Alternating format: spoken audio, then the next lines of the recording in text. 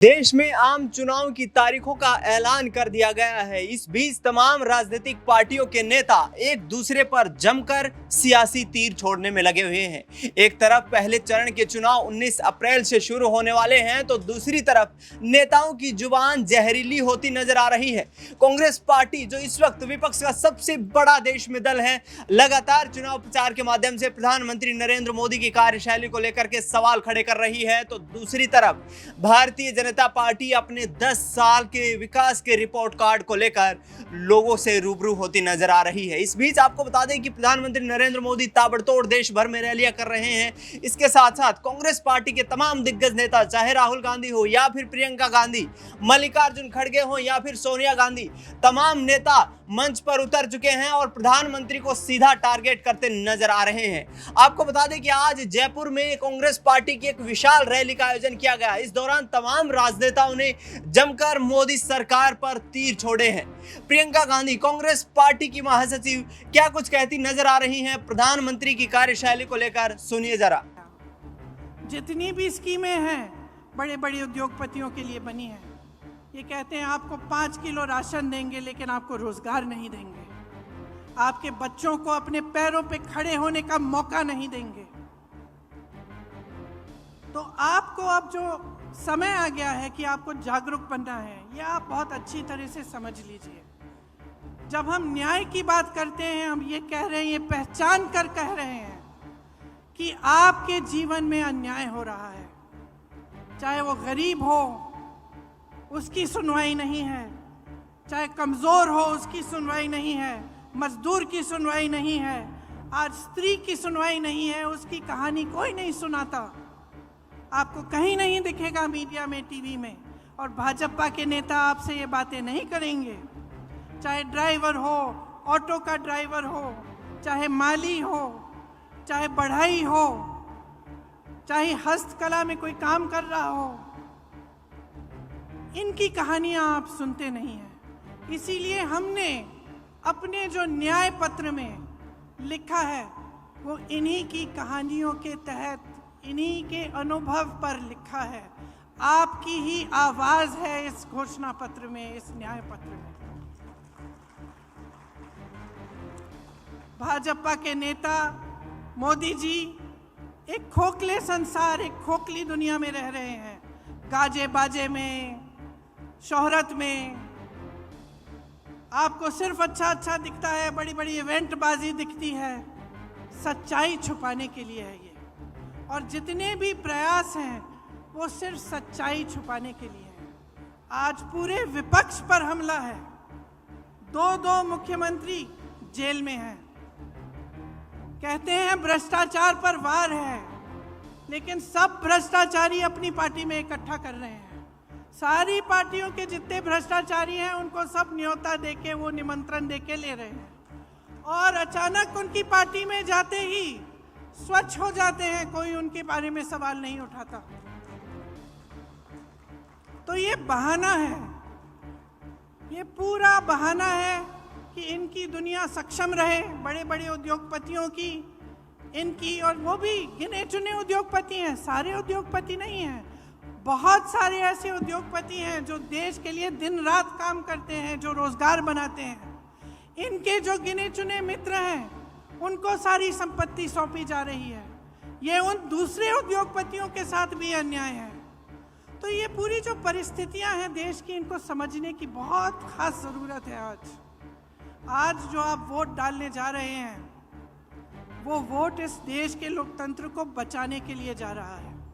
अब ये बात आपने बहुत सुनी होगी, और कभी कभी आप पूछते भी होंगे कि भाई कैसे हमारा लोकतंत्र असुरक्षित कैसे है।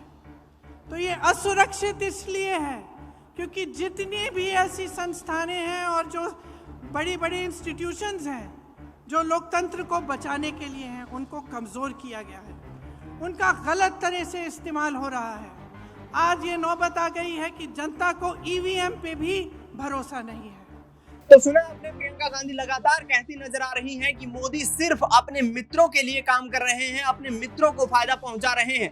देश के संसाधनों पर सिर्फ उनके मित्रों का कब्जा है। देश में गरीबी बढ़ती जा रही है, बेरोजगारों पर लगातार अत्याचार हो रहा है, नौकरी की मांग कर रहे युवाओं पर लगातार लाठीचार्ज हो रहे हैं और इस बीच कांग्रेस पार्टी यदि सत्ता में आएगी तो हम युवाओं, किसानों, महिलाओं, नौजवानों के लिए यहाँ पर न्याय की बात करेंगे। इस वक्त न्यूज रूम में मेरी मौजूदगी है, तमाम सहयोगियों से जानने की कोशिश करेंगे।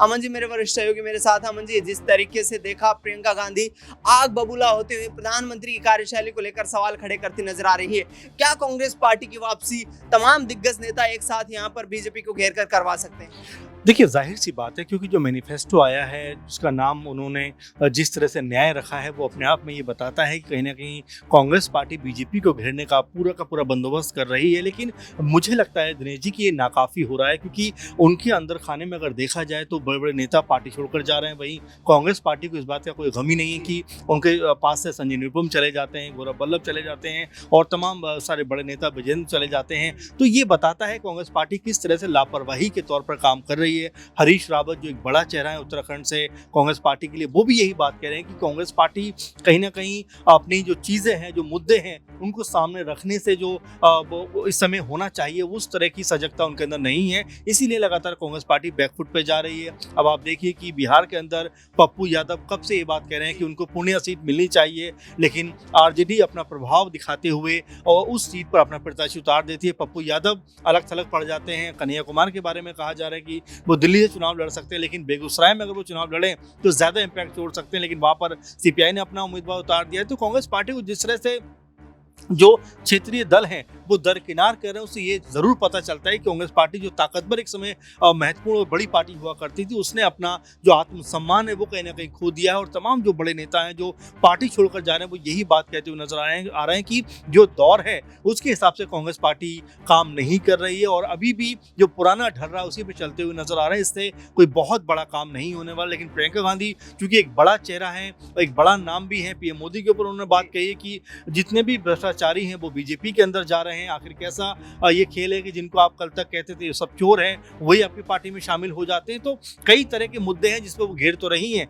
लेकिन मुझे दिनेश जी ऐसा लगता है कि ये जिससे प्रियंका गांधी का एफर्ट है वो नाकाफी साबित होता हुआ दिखाई पड़ रहा है, क्योंकि जो पार्टी के बाकी नेता हैं वो उतनी ताकत से, उतनी कह सकते हैं कि हिम्मत के साथ में अपने मुद्दों को सामने नहीं रख रहे हैं। इसलिए कांग्रेस पार्टी इस समय बहुत ज्यादा हल्की और कमजोर महसूस हो रही है। छोटा सा सवाल, अमेठी रायबरेली सीट से अभी तक जो प्रत्याशियों का ऐलान नहीं किया गया है, क्या यहाँ पर देरी की जा रही कांग्रेस की तरफ से? बिल्कुल दिनेश जी, अच्छा सवाल आपका है, क्योंकि अगर हम हिंदी बेल्ट की बात करें तो जो भी पीएम ज्यादातर बने हैं वो हिंदी बेल्ट से ही बने। देखिए, अगर यूपी की बात करें तो यूपी ने देश को सबसे अधिक पीएम दिए हैं। नरेंद्र मोदी को भी गुजरात छोड़कर यूपी में आना पड़ता है। लेकिन ये अलग बात देखने को मिलती है कि जो राहुल गांधी, जिनकी कह सकते हैं कि पुश्तैनी सीट मानी जा सकती है कि लंबे वक्त से कांग्रेस पार्टी के पास में, वो अगर एक चुनाव हारते हैं तो यहाँ से छोड़कर केरल भाग जाते हैं। तो ये अभी एक नेगेटिव इम्पैक्ट पड़ रहा है, क्योंकि लगातार ये बात कही जा रही है। कांग्रेस पार्टी के नेता भी कह रहे हैं कि भाई अमेठी से राहुल गांधी को ही उतरना चाहिए, लेकिन ऐसी कोई अपडेट नहीं है जिसके ऊपर ये कहा जा सके कि गांधी परिवार के से कोई भी बड़ा चेहरा यहाँ से चुनाव लड़ना चाहता है। तो ये भी एक नकारात्मक बात है कि आप मुकाबला करने से कहीं ना कहीं या तो डर रहे हैं या फिर अपने आप को सेफ रखना चाहते हैं। और देखिए, राजनीति में तो आप मुकाबला खुलकर नहीं करेंगे, आपके लिए एक कह सकते हैं बहुत अच्छा माहौल बनता हुआ नजर नहीं आएगा। बिल्कुल, यहाँ पर कहीं ना कहीं कांग्रेस पार्टी पिछड़ती हुई दिखाई दे रही है, क्योंकि रायबरेली और अमेठी जो कि उत्तर प्रदेश में गांधी परिवार की परंपरागत सीटें मानी जाती रही हैं, वहां से भी प्रत्याशियों का ऐलान अभी तक नहीं किया गया है। हालांकि बताया जा रहा है कि आगामी 48 घंटे के दौरान कांग्रेस पार्टी रायबरेली और अमेठी सीट से अपने उम्मीदवारों का ऐलान करते हुए नजर आएगी। फिलहाल इस खास कार्यक्रम में इतना ही। देश दुनिया की तमाम बड़ी खबरों के लिए आप देखते रहिए SPN 9 न्यूज।